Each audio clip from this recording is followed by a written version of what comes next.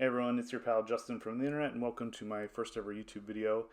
Today we're going to be talking about Old Frame Highlander, which is a fan-created format, mostly played through webcam. It's a 100 card singleton 1v1 format with a points list. You can get up to 10 points. This is the current points list with one exception for the league that we just finished up here in September 2025. Strip mine was unpointed, so went from 1 point to 0 points.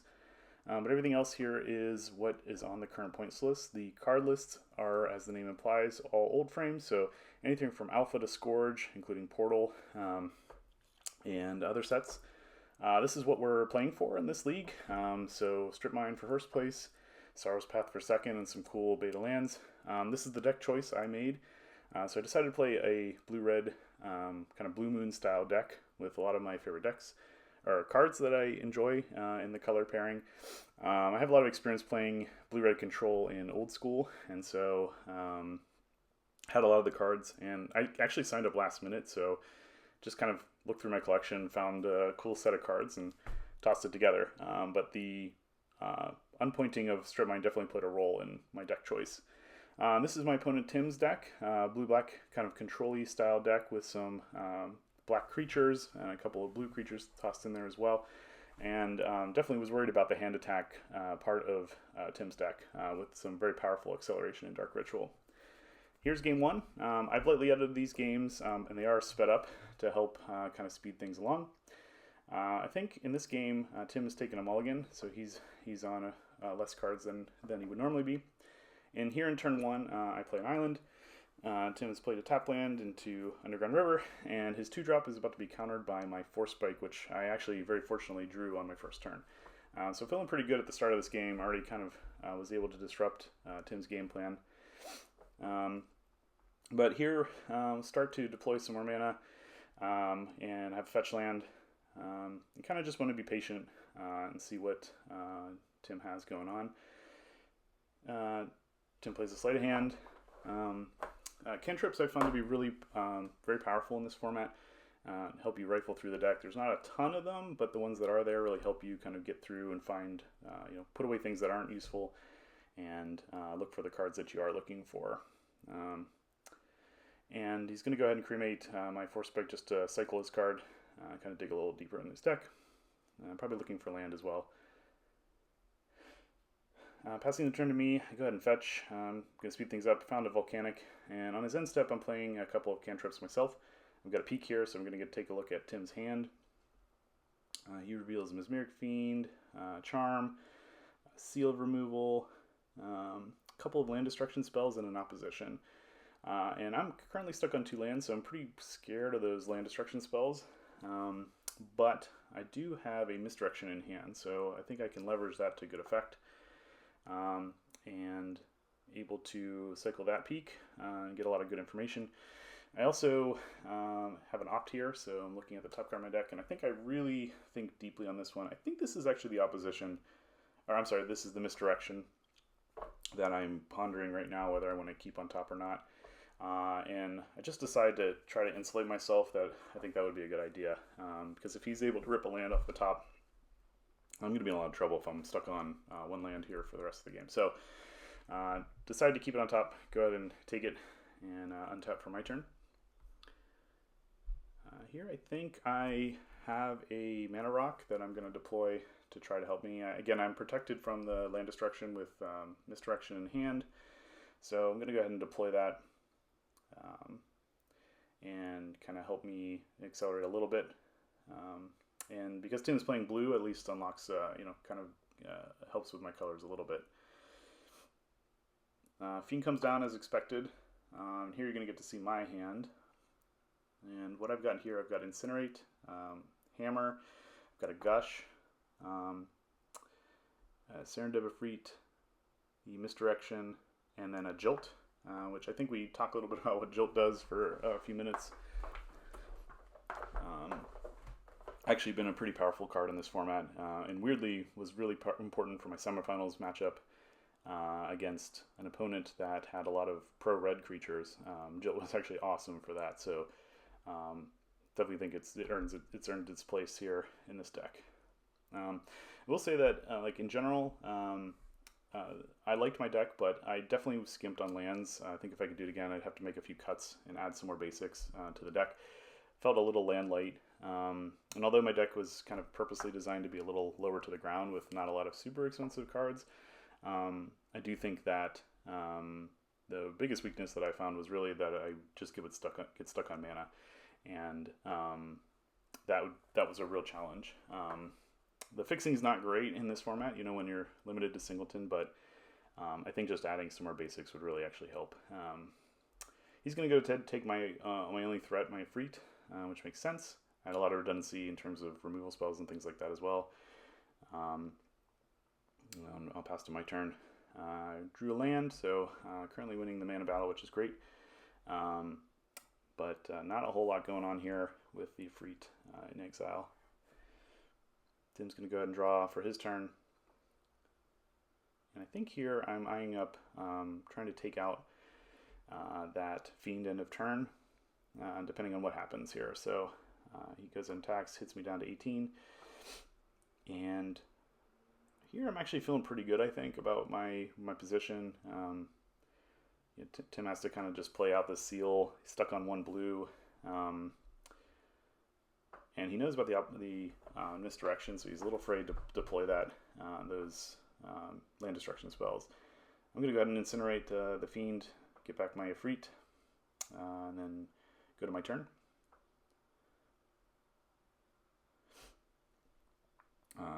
Drew a basic mountain and go ahead and deploy that. So now I'm starting to get a little flooded here. I could use a little bit more action, to be honest. I'm going to go ahead and deploy the Efreet and start to get a clock on.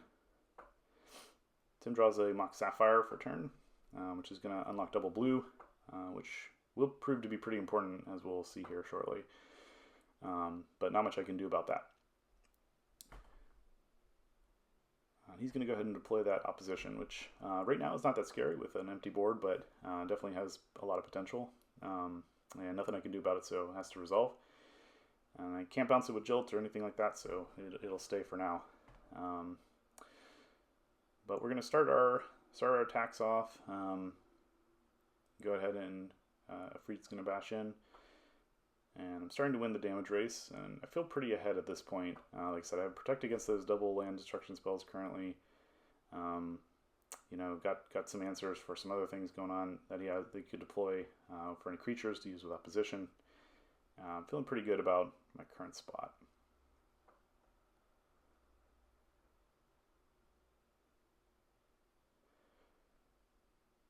Here I think Tim's having to think about what to do.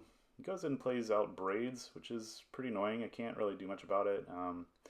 I debate bouncing it to avoid having to sack something end of turn or at the beginning of my upkeep.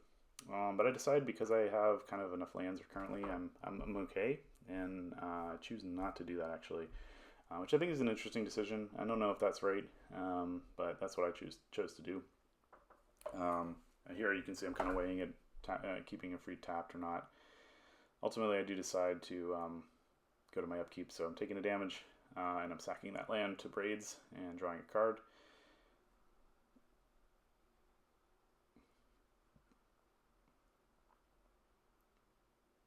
I think at this point I'm trying to debate whether I should kill Braids or not, and I think he uses opposition to tap my Efreet down, which is fine, True Mountain, and here I'm going to try to play a Firebolt into Braids. He's going to go ahead and save it with his seal. So going to get rid of that seal, but Firebolt in the graveyard. Thinking I can probably flash that back to get rid of that Braids later on. A little annoying, but it is what it is. Tim's going to draw. I'm curious here to see if he's going to redeploy that Braids or not.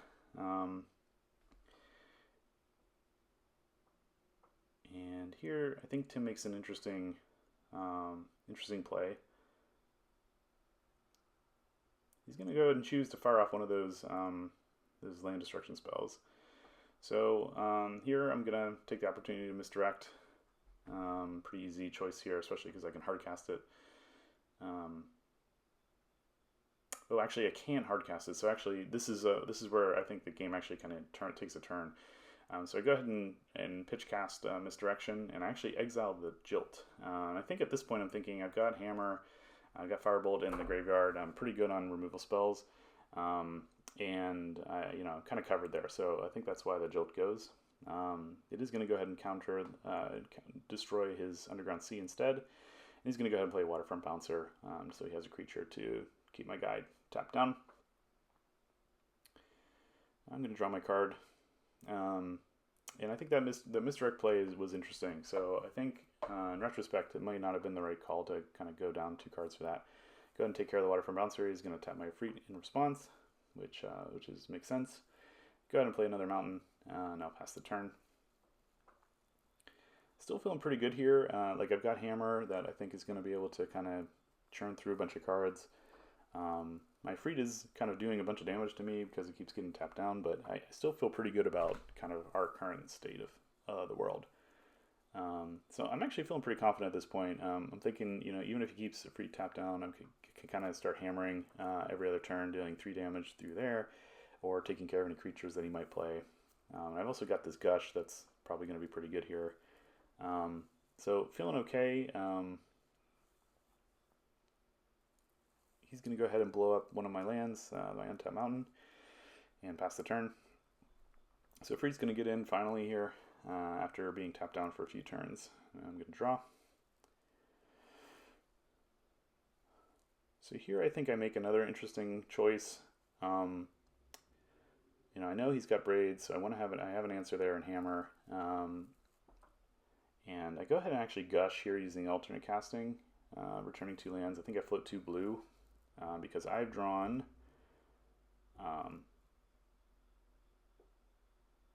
I have drawn Future Sight, which I'm about to cast.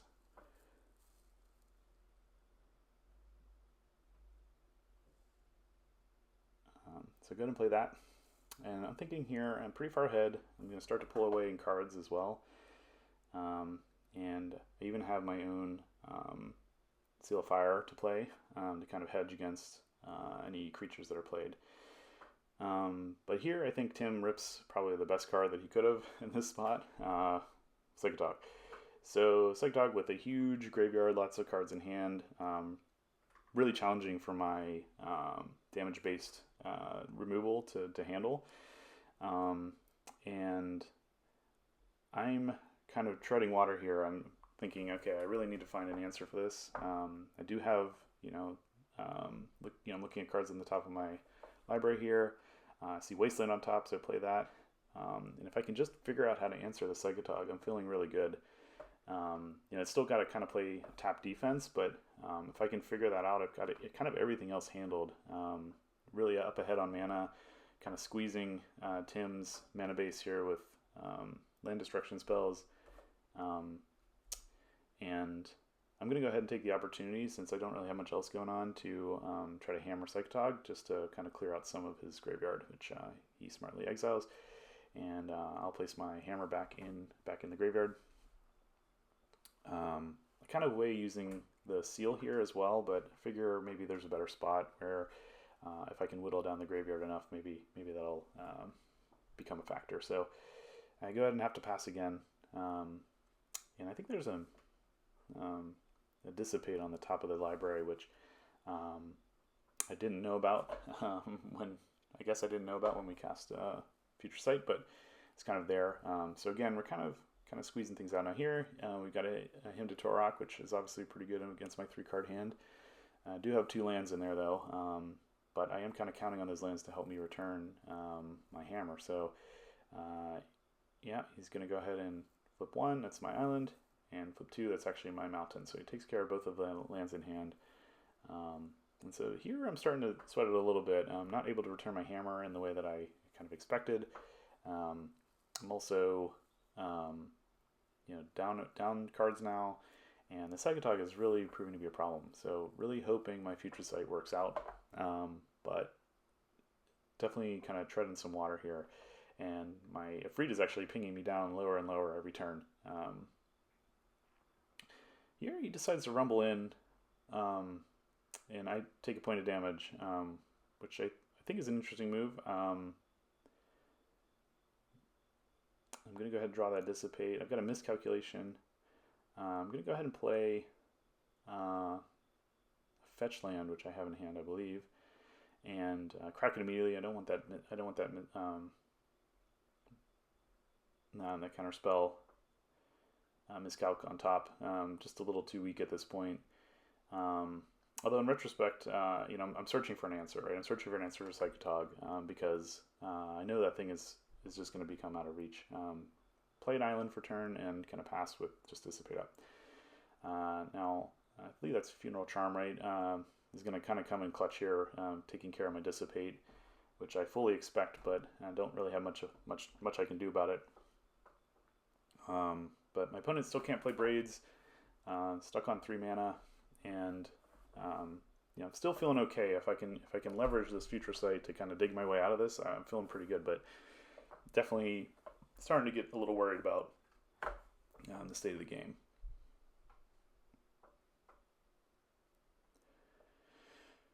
So here he's going to go ahead and Charm and Dissipate. Since I don't have much else going on, I go ahead and counter it just to get it out of the graveyard. And still I'm just waiting, waiting for this answer. I feel like my deck's going to provide. I've got Control Magic, I've got Bounce Spells, a lot of options here to help me kind of get through things. So I've got a Portent on top, and here we kind of weigh the rules around Portent about what Tim is able to see with Future Sight out, and I think we land on he can see the top card and then cannot see the next 2 cards. So I reveal the top card, which is an island, and going to go ahead and look at the top 3. One of these cards is going to be revealed immediately anyway because I'm changing the order. And here I have a long think about this. I think I'm still looking for that answer to Psychotog, and I don't really have one here in this top 3. And probably what I should have done is just shuffle it up. But I can leverage a couple of the cards on top this turn, and I think I'm thinking that that's pretty good value, and it's tough to give up. Particularly, I've got this Balduvian Horde, which I can play, and a land I can play off the top, and revealing it back to basics. So in my head, I think I'm thinking, okay, he's got to tap down one of my creatures every turn, and I have 2 creatures I can at least rumble in as is. And again, I got that seal out, so I can take care of the Braids. So I'm feeling pretty good. I'm feeling like I can start to apply some damage again, even though Psychotog's there, and Psychotog's going to need to play some defense probably. Goes in and taps some Freet, and I have to pass. And Tim's still stuck on mana here, but he does have a 2-drop, which he uses to tap my Horde, and then swings in,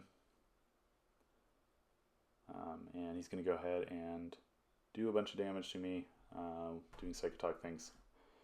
So once we count up all the damage, realize that I am dead. So in retrospect, perhaps I could have either dug for more answers or maybe leverage that Seal of Fire a little bit better to try to do some more damage to Psychotog and kind of reduce the number of cards available. But here we are in game 2, so I'm on the play. I think this game I've mulliganed. I've got kind of an interesting start here. I've got Mox Monkey on turn 1 with a Bauble, which reveals a card from Tim's hand and allows me to draw. On this reveals his creature there for me, and I draw on his upkeep. In my opening hand, I'm actually got enough lands, but I'm stuck on only red mana, which I have a lot of red cards, so I'm not actually that worried about it. But obviously, blue is really important to my deck strategy, and I'm going to need to draw something, or else I'm going to be in some trouble here. Tim plays a Swamp, passes the turn to me. I go ahead and attack, get in there for 1. And play Mistress Factory, and play Mana Rock out. So I think I'm also thinking, I've got this Mana Rock in hand that's going to unlock blue if Tim ever finds blue, and it's going to help me. So I'm feeling okay at this point. I've kind of accelerated out. I have a creature in play. And Tim does play Moxes, so that can kind of pressure his, any Mox draws that he might get.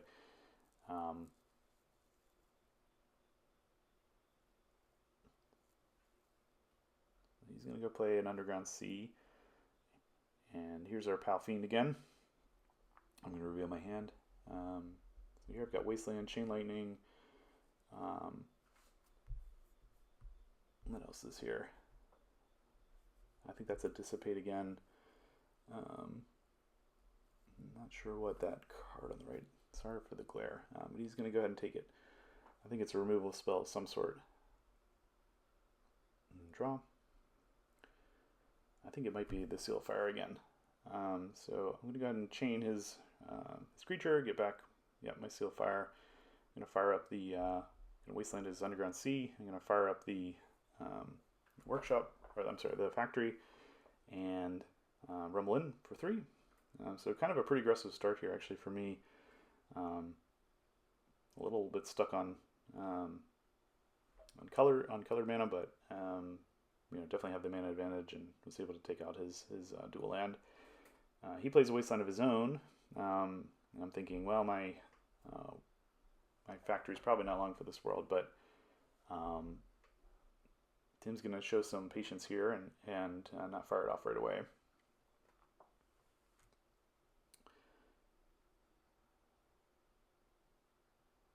And goes ahead and plays a Chaos Orb, which can be answered by the monkey if I'm able to kind of get 2 more mana before he is able to activate. But I go ahead and play my island, which I rip off the top, which is great. Firing up the factory again, hitting for 3. Again, pretty aggressive start for my deck, and I'm going to fire off the Sleight of Hand. I think both of these cards are pretty mediocre if I remember in this spot. I can't remember exactly which one is which, but I remember not feeling great about either choice. And ultimately, had a good long think about this one and make a choice here. I'm going to play the Seal of Fire here just because I have an open mana, and Tim does play a lot of hand attacks, so I want to make sure we get cards out whenever possible.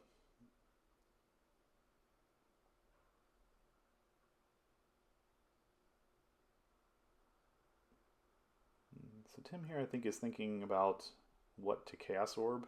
I believe he does definitely activate it this turn, and I think he's weighing whether to go after whether it's worth really attacking the monkey, or if if he needs to hit my factory. So he goes and activates. He's going to flip my factory, and it's a hit. So Chaos Orb is good, and he passes back to me. I'm actually pretty happy about that turn because I've ripped a cool card, or I'm about to hit a cool card that I'm excited to play. If I can just kind of work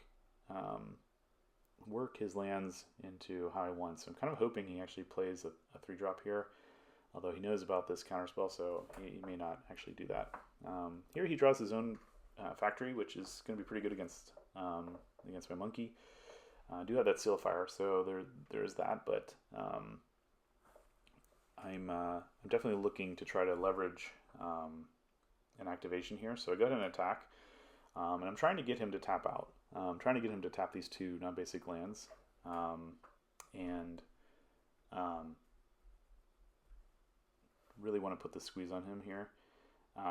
Doesn't take the bait this turn, but he does. But I do deploy this back to basics anyway. So this is why I'm trying to get him to kind of tap his mana. And so now Tim's really on a squeeze. He does draw this swamp, but 2 of his lands are single use only now at this point. And kind of not encouraging him to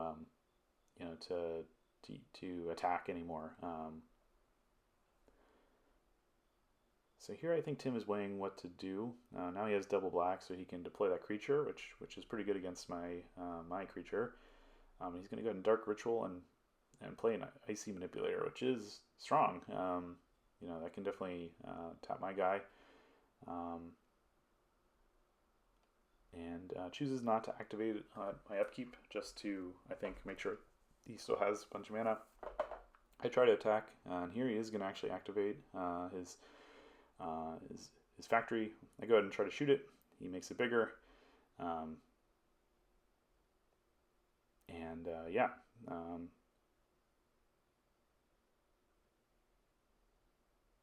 so those I'll trade those 2 cards for his factory, but I'm kind of happy to do it. I've got his wasteland down, so he's really only on 2 mana now, and um, really kind of treading water. He's going to tap down my mountain at the beginning of upkeep. Actually, one of my islands, it looks like. Beginning of upkeep. I guess because he knows I have that counterspell in hand. I'm still stuck on only 1 blue mana now with that. And I go ahead and play another, what looks like, I think, a Portent there. And ultimately, I think I like what I see. So I leave it on top. And I will draw an upkeep. But first, we're going to play my own Chaos Orb. So here, I want to be patient. Obviously, I could go try to, again, rip his lands. But I also could go after the Icy. He's going to play that creature finally that I've known about since turn 1. I'm going to untap and draw. Here, got another land. I'm going to play Peak, so we're going to look at the rest of his hand. Factor Fiction, Mana Leak, another creature, and then another blue card I can't quite make out right now. So definitely got some cards stranded. A lot of virtual card advantage here because he's stuck on only black mana. So feeling pretty good, but I have no pressure right now. So I need to find some way to start kind of turning the game. My initial kind of attack has kind of petered out, and I need to find something to start putting a clock on because eventually he will draw an island and kind of unlock the cards in his hand. So I need to figure something out. He also has a creature of his own, which I don't currently have an answer for other than Chaos Orb. And I prefer not to use it on that creature. I have lots of removal, but I need to do something here. I do have a Dissipate or a Counterspell in hand, I believe. So kind of okay, but I don't want to just be treading water. I need to be closing this game out. So here he tries to Sinkhole, and I'm going to go ahead and dissipate that. He's going to attack in. I take 2 damage, and he's going to pass. Not able to Icy this turn, so I'm going to draw. And again, I'm just trying to be really patient with this Chaos Orb. I think I want to really make sure that I'm choosing the right thing. So I'm just going to go ahead and pass.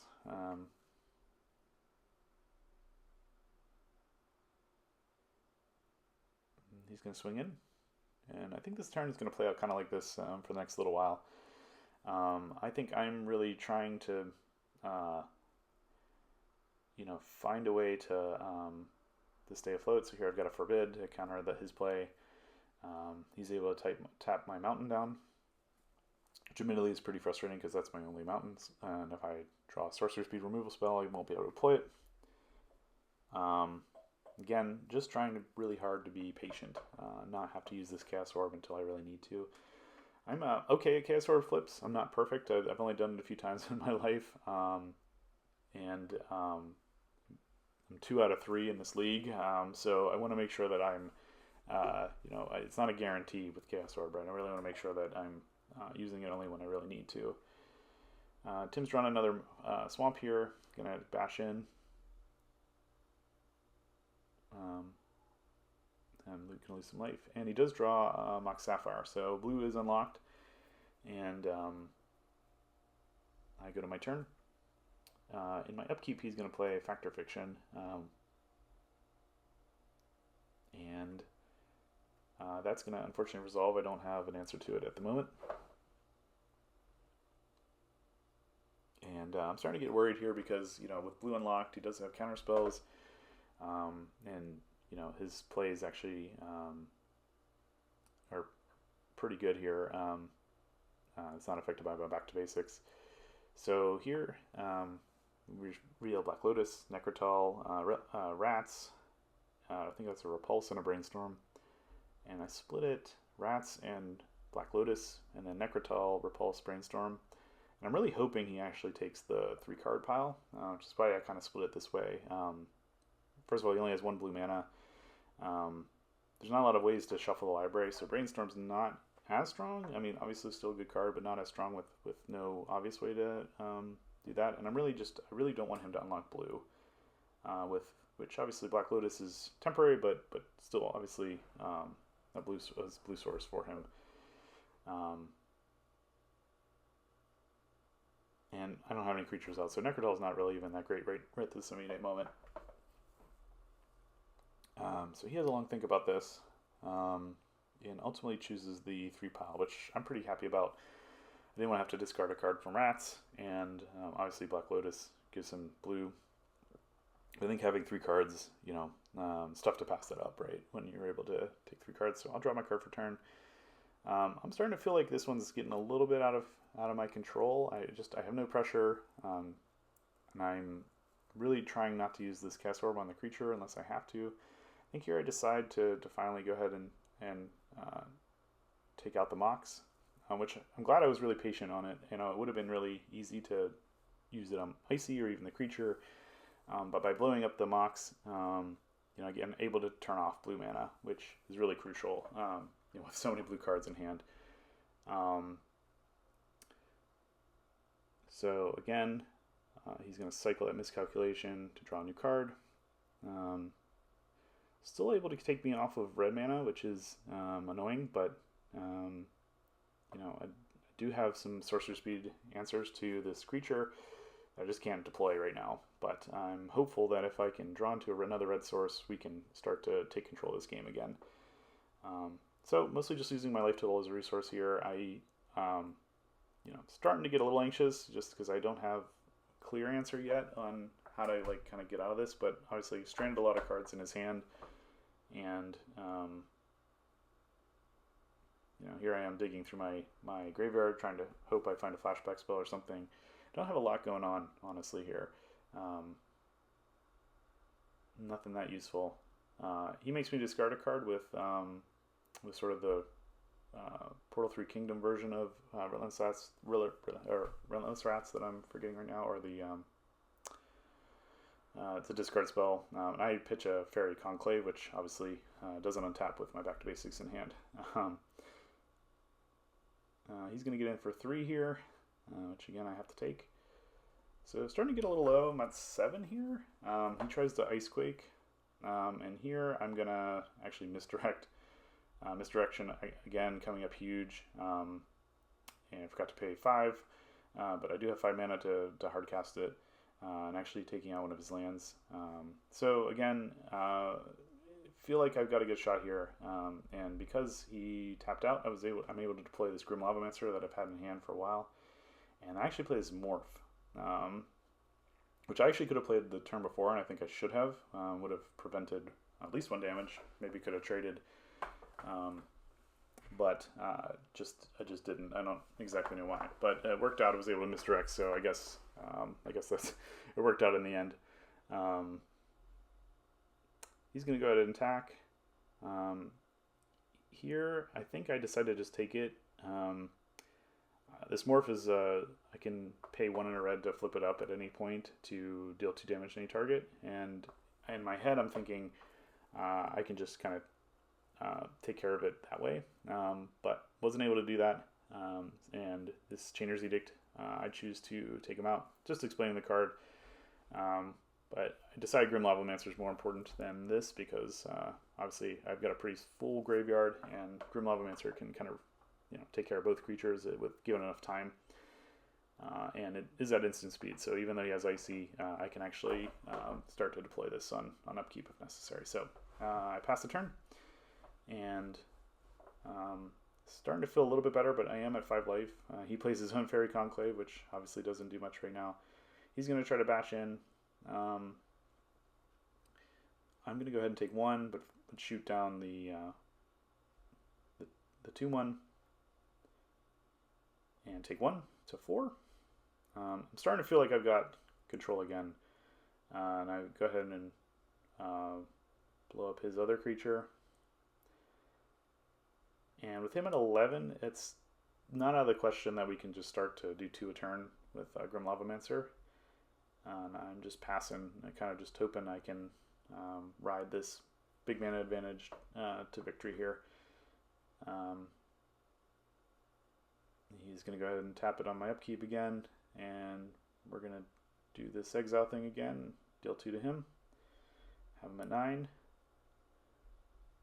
Here I'm just hoping to draw something that can help me increase the clock. I really feel like I'm really close here, but I think I have a bunch of red cards stranded in hand, honestly. I'm just not able to kind of deploy them right now with mostly blue mana available.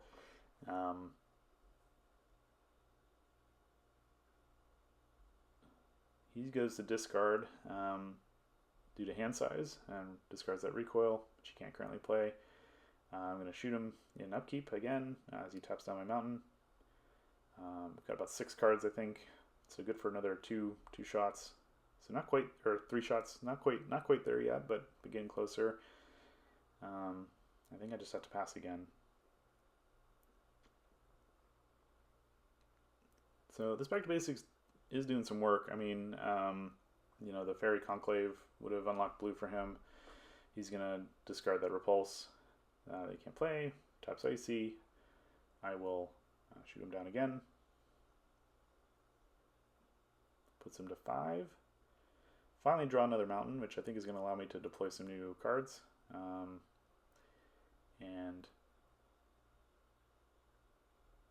No, I guess I passed the turn, so I must not have drawn that. He's going to try to cast a Bone Shredder, and I'm able to counterspell it.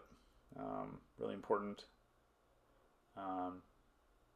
Again, I'm just trying to be patient, but also, you know, want to close this game out. So, yeah, here I have the Merfolk, that pinger, the blue-red pinger.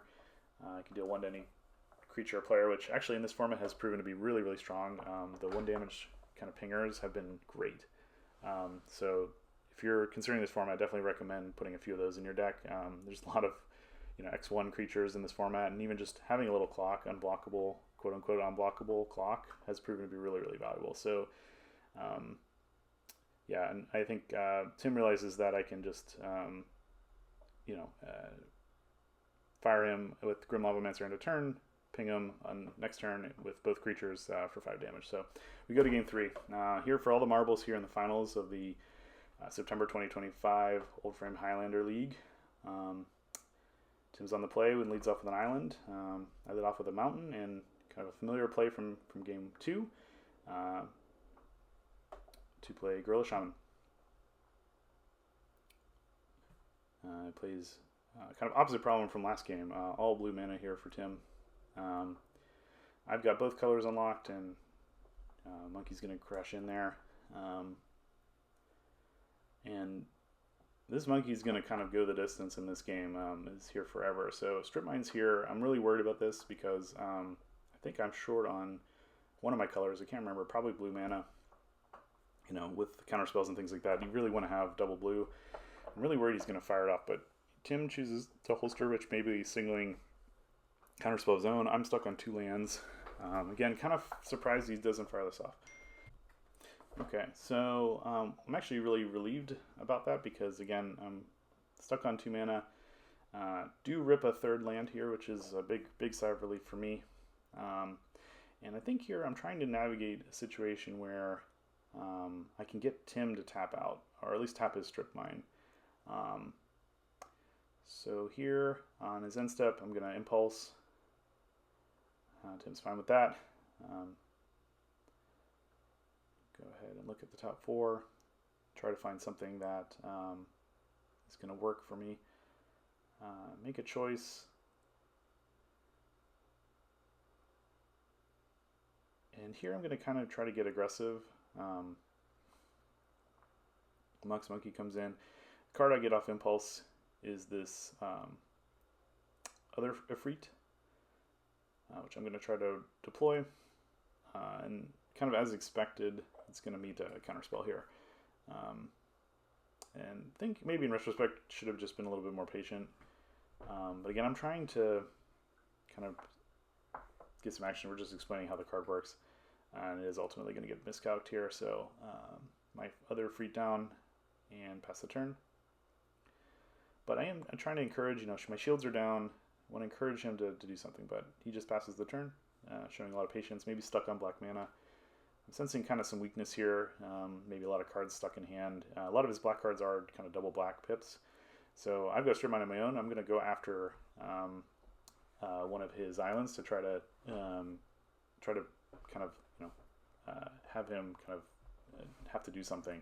And he's going to go and cast this Repulse, which is fine, bounces my monkey to hand, but I am going to deploy this back to basics. So I'm really thrilled. I've got his strip mine locked down. It can't take me off of red mana. I can't believe that now. I've got my second mountain replay monkey, and I'm feeling really good now. He's stuck on 1 mana available. He doesn't have black. I've got a clock. Really, my deck's kind of exactly where it wants to be. He has to go to discard. So feeling really good, but I would prefer to have something else to help speed this up. This 1/1 is doing a lot of work, but it's going to take forever. So deploy Mana Rock. Again, just trying to kind of out accelerate. He's got this slow fetch land, which unfortunately back to basics is pretty strong. Not going to help him. And I rip an Ancestral.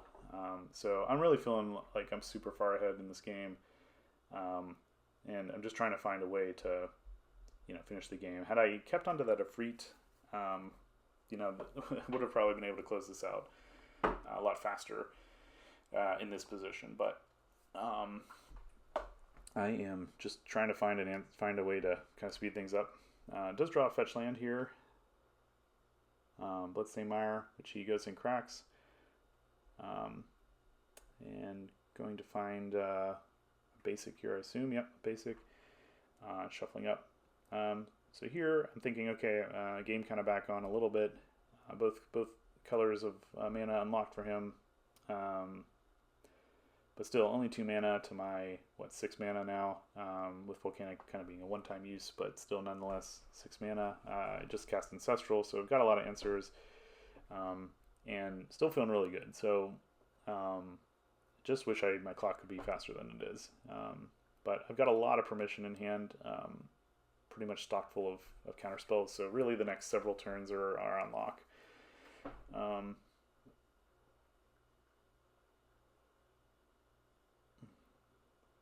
Tim's thinking through his play here.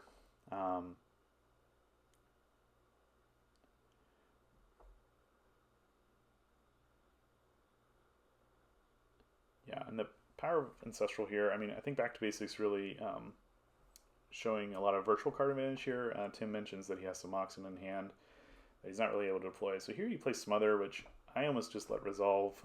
But again, I don't have a clock, and the monkey is my only clock right now. And I'm going to take the opportunity to just miscalculate. Eventually miscalc is just not going to become very relevant. I can still cycle it, but it's just not going to be as useful as it is now, so I might as well cash it in now while I have a chance. And he goes to his turn. He's going to play a creature here, which I think I allow resolve because I've got a burn spell in hand to take care of it. Probably that Chain Lightning, which I accidentally just flashed. And I think that's what I go ahead and deploy. Yep, go ahead and deploy that Chain Lightning. Again, just trying to be really, really patient here. Some of these burn spells I could have maybe gone upstairs with, but I'm so pretty far ahead. Like, there's just no reason to take that risk. So we're going to go ahead and, just sit back, counter his play. 1-for-1s are great right now. He's going to go ahead and play the cost reducer. I've got a burn spell to take care of before he has mana to regenerate, which I can play on his end step. Again, go to my turn with Thunderclap. I'm attacking. He's at 9, so again, we're getting there, but it's just taking forever. I've got an opt. Again, trying to find something to help me close this game out. I really think hard about this opt. I can't remember what I was debating about, but I think I ultimately decided to keep it. I think it's another counterspell or maybe misdirection or something like that.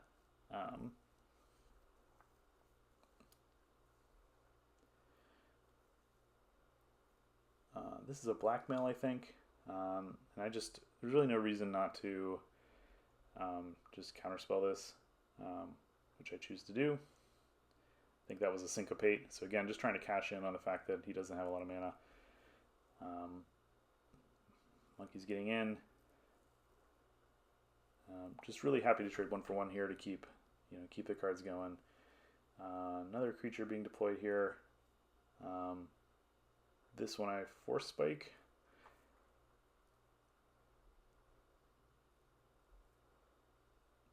This turn is going to kind of play out a bunch of times where, you know, I've got some sort of permission. I'm just going to time walk in basically here.